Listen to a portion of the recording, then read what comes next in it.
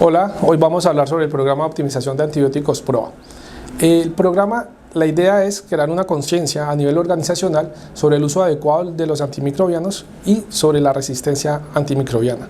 Ese es el objetivo principal. Los objetivos específicos vienen siendo ofrecer opciones terapéuticas basadas en las 5 reglas de oro, que ya más adelante hablaremos de ella, estandarizar el manejo de antimicrobianos diferente según las especialidades clínicas que tengamos, cirugía, medicina interna y todas las especialidades que tenemos en la institución, medir el impacto del uso de antimicrobianos, hacer con el uso de indicadores, que también más adelante les hablaré y les indicaré cuáles son, y promoción y reconocimiento de una sepsis y el estado inicial del paciente para estadificar su riesgo y así iniciar una cobertura mayor y adecuada con un antibiótico.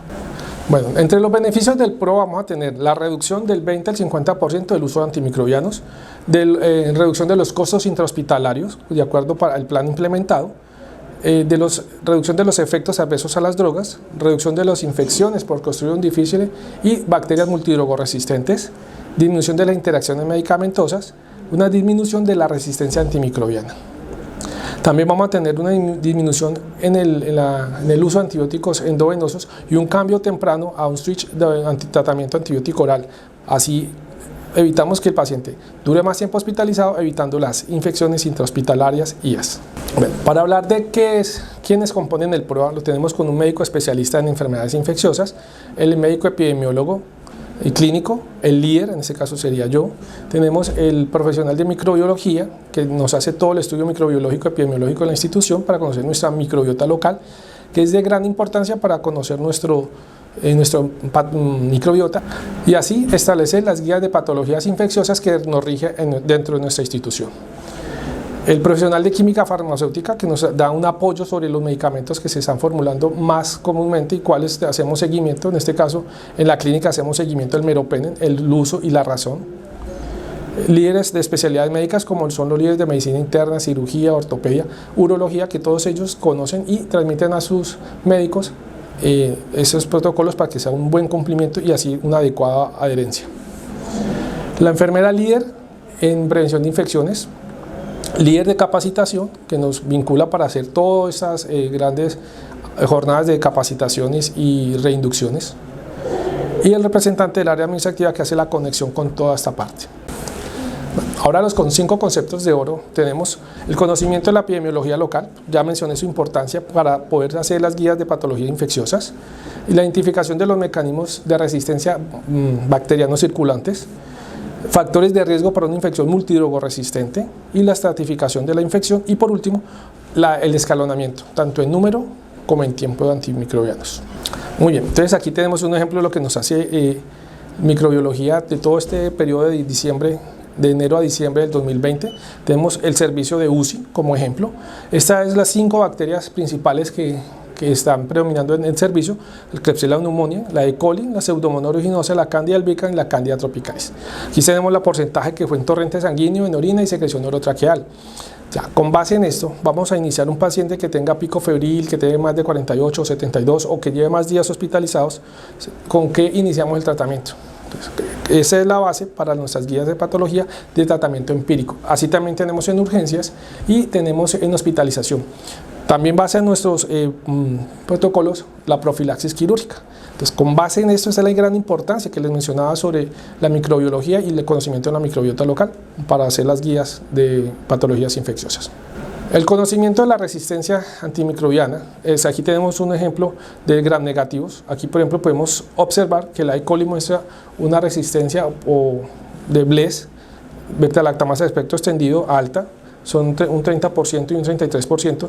También la E. coli muestra un perfil de carbapenemasas presentes en ella, y el Klebsiella pneumoniae también tenemos algunos perfiles. Entonces, esto también se basa en el conocimiento de los mecanismos de resistencia y qué antibióticos podemos iniciar durante todo el tiempo, y esto se hace cada año para hacer la actualización de las guías. Bueno, de los mecanismos de resistencia tenemos conocidos como los intrínsecos, los de cada bacteria, que son propios.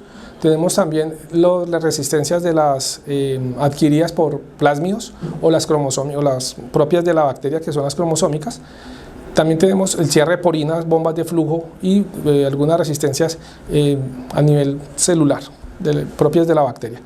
Esto es muy importante conocerlo también para junto con la microbiota y el perfil de resistencia para saber qué antibióticos poder escoger dentro de la institución, porque no todas nuestras instituciones van a tener el mismo perfil de resistencia. Entre los factores de riesgo para bacteria multidrogoresistente, pues tenemos varias y algunas se especifican para Pseudomonas aeruginosa, para beta-lactamasa de espectro extendido y para estafilococo meticilino resistencia. Entre todas ellas vamos a nombrar algunas generales, que son las edades, las hospitalizaciones previas en 3 meses o los últimos 30 días en unidades de cuidado intensivo, si son mayores de 69 años, 89 años, si tienen equipos biomédicos invasivos, infecciones a repetición por infecciones urinarias, si son pacientes diabéticos, obesos, polimórbidos. Esto incluye para saber qué factores de riesgo según la bacteria y qué antibiótico podemos usar.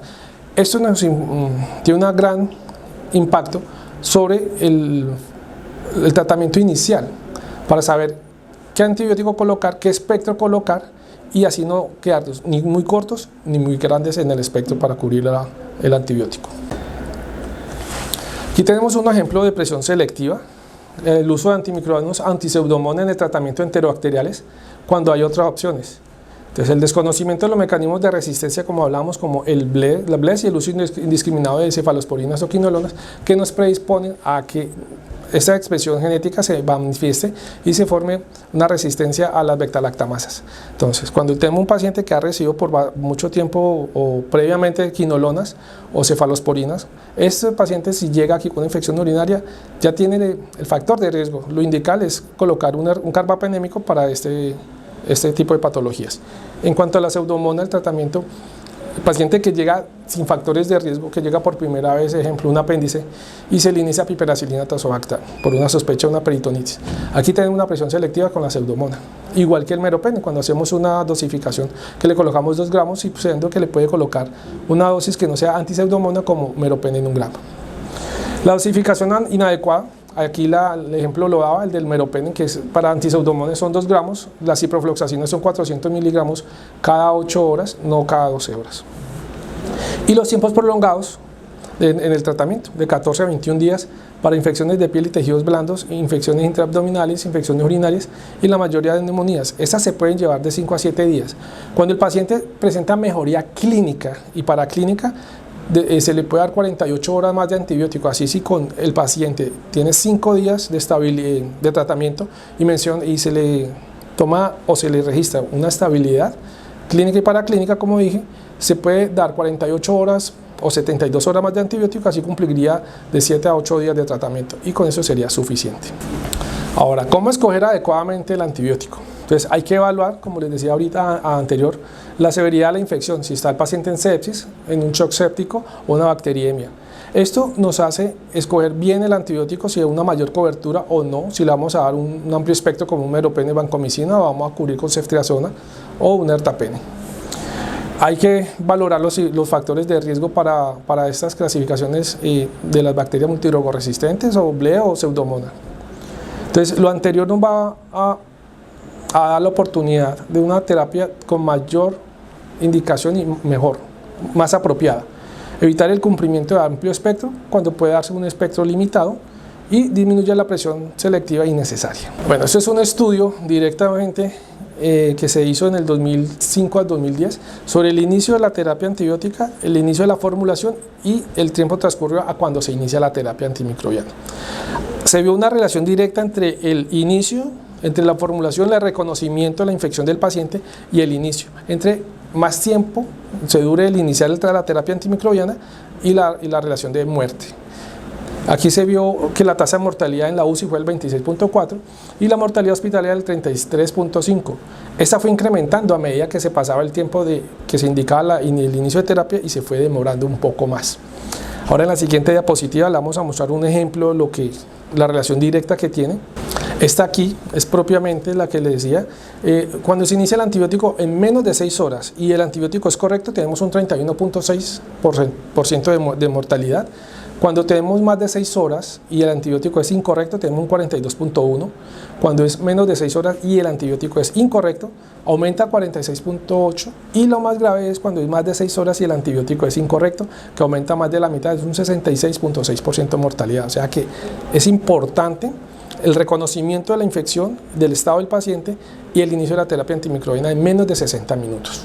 Ahora, el descalanamiento, eso es importante en cuanto al tiempo de espectro.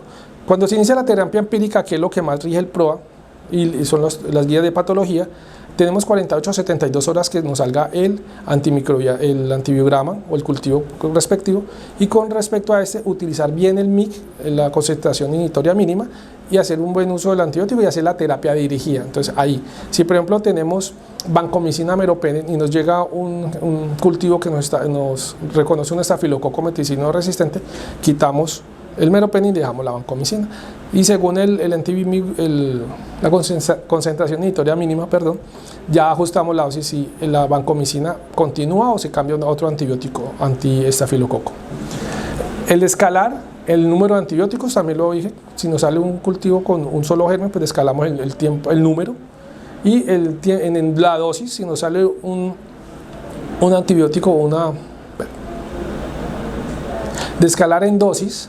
Si vamos a cubrir una pseudomonas con 2 gramos de meropenem, pero nos llega una E. coli ble, por ejemplo, podemos descalar en meropenem en 1 gramo si está indicado el meropenem, o bajar a artapenem. Y en el tiempo de tratamiento, como les decía antes, valorando la condición clínica y paraclínica del paciente, podemos acortar el tiempo. Y por último, los indicadores que mira el PROA.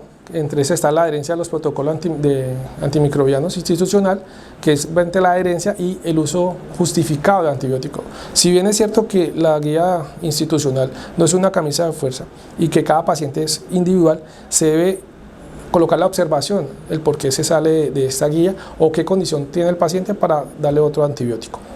La idea es que estemos por encima del 90% de adherencia. La dosis terapéutica, que sea una dosis adecuada para lo que se está tratando, se está pensando o tiene los factores de riesgo para tratar, que sea una dosis de carga a aquellos que lo necesiten o que esté ajustada a una dosis renal. La oportunidad del inicio de antimicrobianos, como bien lo dije, tenemos 1 hora, 60 minutos, eso es para salvaguardar la vida del paciente y hacer una terapia indicada. El cumplimiento horario de la administración de antimicrobianos, que si se ordena cada 4, cada 6 o cada 8, sea cumplida. Aquí los auxiliares de enfermería tienen una casilla importante de observación, cosa que si de pronto se demoran se aplica la hora que es, pero el registro lo pueden hacer 1 o 2 horas después, colocar la observación de que se hizo en tal momento y en tal hora. La oportunidad en el cambio del antibiótico después del reporte de los cultivos. Entonces, son 6 horas, lo ideal es 6 horas. Esto para cortar también el tiempo de inoportunidad, porque si hacemos un cambio de antibiótico es porque el antibiótico anterior no era el indicado, entonces tenemos que empezar como desde cero. El cumplimiento del descalonamiento, que va de la mano con el anterior ítem, y por último, la duración del tratamiento. En enfermedades severas se va a 14, 30 días como osteomielitis, meningitis o infecciones intraabdominales severas. Ya las otras patologías como neumonía, infección de piel, tejidos blandos, se puede ir de 5 a máximo 10 días con los criterios que hemos visto. Ya agradecerles por su atención. Que tengan un feliz día.